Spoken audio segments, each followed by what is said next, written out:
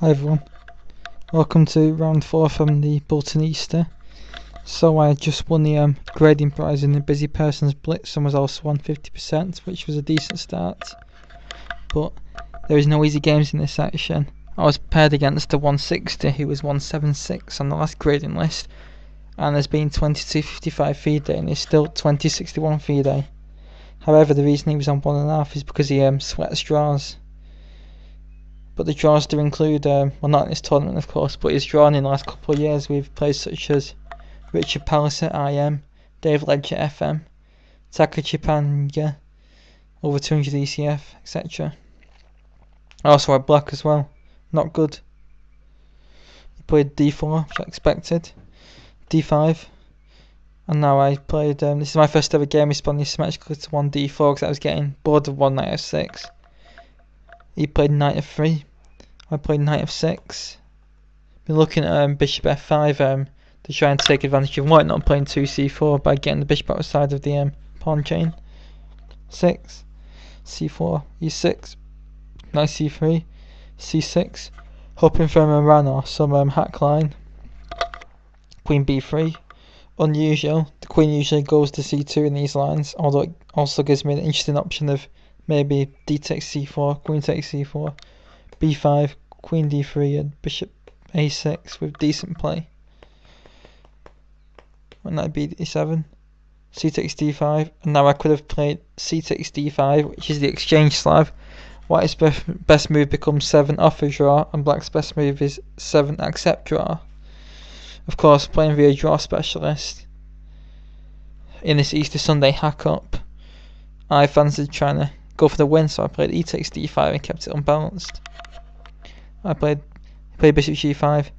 In this position, if I play h6, white's best plan is to castle long and aim for g4 to g5. However, if I don't play h6 like in this game, white should castle short and aim for a minority attack with b4 to b5 to create a weak pawn on c6 and a semi-open file. In the queen's declined exchange, if white's knight was still in g1, white can also put it on e2 and castle short with a plan of f3 and e4 to gain a strong centre, because an immediate e4 will saddle white with an IQP, not good. So we've got some normal book moves. I played rook e8, play h6, bishop h4 and knight e4, exchange some minor pieces due to my rather cramped position and should gain near equality. Rook e8, castles and knight f8. This move has never been played with white's queen on b3, but with it on c2, this rerouting of the knight is a standard manoeuvre. The knight is destined for g6, which blunts the upcoming battery on the b1 to h7 diagonal, and also the rook move to e8 so we can try and take advantage of the e4 outpost. h3. This is a good move. White's try for an edge and the queen's decline exchange is based as well as keeping the c8 bishop bad. So this move prevents it from coming to g4. Good move. Knight g6. Now bishop takes f6. Surrenders a bishop pair, but my dark square bishop is left facing the wild pawns. Not good. c2. Bishop d7 and bishop f5. I was happy to swap my c8 bishop off and now I am equal. Better was just get on with it with b4, b5. White has a small edge based on this minority attack plan. Bishop f5, queen c8. Also good is just to take, and then queen c8. So queen d6. Queen c8 takes, b4, and knight h4. I want to get rid of white's defensive knight and then try to get something going on the king side with my queen rocks an unopposed bishop before I get done on the queen side. Take. e6. Trying to get some resources towards the white king, providing some cover around the third rank, but it does look a bit artificial. b5, rook f8. And now he played b takes c6, but I think he should have kept the tension with knight e2 because it favours white. Now black has to be very careful. Bishop g5, a bit overly cautious. Whoops, it's crashed then. And then bishop d6, reroute it to this square and then play queen c8 to stop a6. But it should be okay.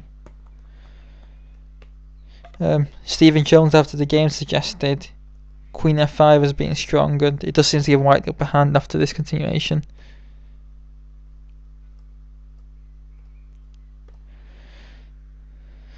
Black's not really going anywhere. in this position. 3v1, rook f8, a5.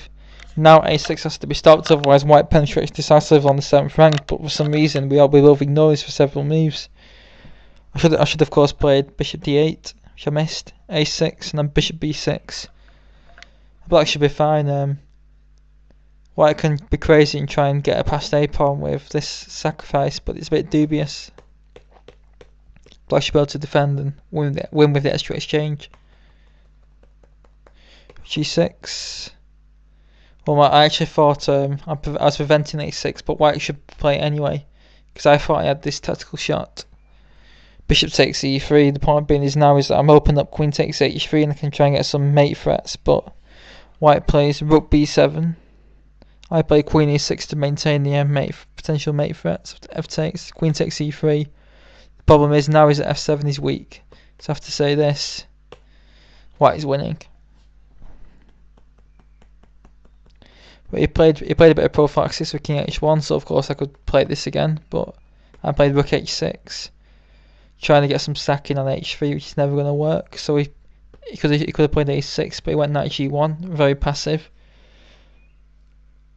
Now I can see why he draws a lot. Doesn't take any risks at all. I played f5 again, and then actually when I was still in this position where I was thinking, actually saw the bishop d8 to b6. I was like, if you don't play the next move, I will play bishop d8. But he actually played it this move, and now I'm practically lost. So now when I looked at this position, I thought, okay, I'm going to drop a pawn, but if he doesn't win quickly, maybe I can put the draw offer in and he'll probably accept. He just doesn't win games. Like, he went down 16 points because although he drew against some strong players, he had the odd loss here and there against like 180s and 190s to put him down. And some of the draws were against lower rated as well. I played f4, last stage hack attack, but b7, queen e6, not the best move. I could have played queen g4, so e takes, queen takes, rook takes, queen takes d4, rook b7. This is now equal material and I've got two connected passed pawns, but white's a pawn is very dangerous, and I'll probably have to like lose a bishop for it or something pretty nasty, so I'll probably lose the game. Queen e6, takes, and now he didn't take it. I was shocked. There no attack at all. Say if I play rook f6, then rook b1, bishop d6, okay, b7, there's just nothing. This pawn's going to run through to a queen. If I try this, then that stops all the mate threats. No sacks, and the a pawn runs through next turn. Game over. But he played g3, and now my bishop gets back. However, white does still have a lot of pressure, but now he starts playing suboptimal moves and very indecisively. Like king g2, very passive. This is just simple and strong, because after queen d6, the only move, he plays queen c5. And something similar happens in the game, but there's a little twist. Because in this position, after takes, I have to move the bishop, and then I lose a7 and probably the game. After this, I played rook f6, rook fb1, queen d6, threatening a cheapo, which he spotted and played rook 1 b2. If he plays the queen c5 trick, I play the try and spot it, the tactic. Please stop the video now. Rook takes f2, wins. If he declines it with king h1, I can force mate with rook h2. If he takes it, then the queen takes g3, king f1, bishop d6 wins the queen. Oh, white gets mated. You can see that for yourself. So we stop that. After rook fe6, queen b3 would have forced me to move the bishop, and then a7 drops, but he played queen c5, missing that after in this line the rook's on b2, so I can play bishop e5 with tempo. After these rook moves, rook 6 e7, and now I've equalised finally after being under pressure for about 35 moves. He took, I took back a knight e2, and now actually I decided to push for a win, because I have a bishop versus a knight with pawns on both sides of the board. I have a protected passed pawn on d5, and rook and bishop are a much better team than rook and knight in these positions. Although the engine state is about equal, black's got the better practical chances. I'm in no danger of losing a7 now as well.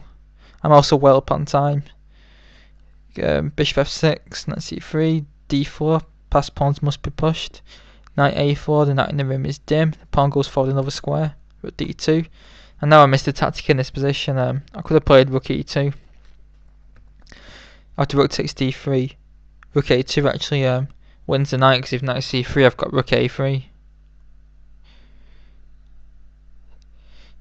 And my bishop stops the check on d8.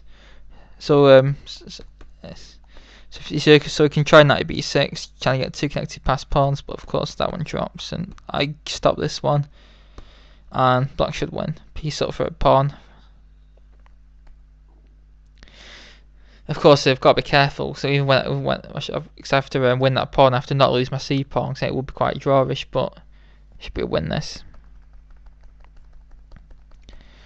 d7, just protecting the pawn. He brings his king in, because as we know in the king game, the end game, the king's the most important piece. F7, d1, bishop b7. My plan is to win c5 in case d3 drops, because it is fixed in the light square, and then try and win a6, and then try and win the pawn up. But this position is evaluated as equal. And then someone who sweats draws against all these 180s or 190s is going to hold this with no problem. King e1, rook d5. King d2 should have been played, and we've got takes. This is very drawish, but I'd like to try and play for a win. Rook b1 and now rook d4, forcing the knight to make a difficult decision, and also trying to remove the defender of c5. And if he wants to keep the pawn, he has to play rook a1. And despite his passivity, I'm actually struggling to find a way to make progress, because I've came up with rook c4, but after king d2, check, king takes, rook d1, why I should hold the balance. See. And I have to be careful here actually. But he played knight c3, so I took the pawn. After check, king f6, he blundered with king d2. This innocent move loses on the spot. King d1 should have been played, bishop b6, and then f3. The key is to put all the pawns on light squares so my bishop is ineffective, but I think black should win this in the long run. But after king d2, see if you can spot the final move of the game. Bishop b4. I went to the toilet, and when I come back, the board had been set up with 0-1 written down on the scorecard, which was rather funny. The reason it's lost is because I'm throwing simply bishop takes c3, king takes c3, d2 and queens. So he has to play rook takes b4 to stop it, and after rook takes b4, king takes d3, I then play rook b6 and takes a6 pawn, and I'm up the exchange and the pawn. So he resigned, and the 2000 plus FIDE he draws with title players goes down. A bit fortuitous, because my opponent missed several chances to get a clear edge, and once it got down to the 20 minutes quick play finish, he got outplayed in the endgame. And this reminds me of my early season form, where I outplayed a lot of stronger players in endgames and quick play finishes. But what a win! But one of my best, definitely.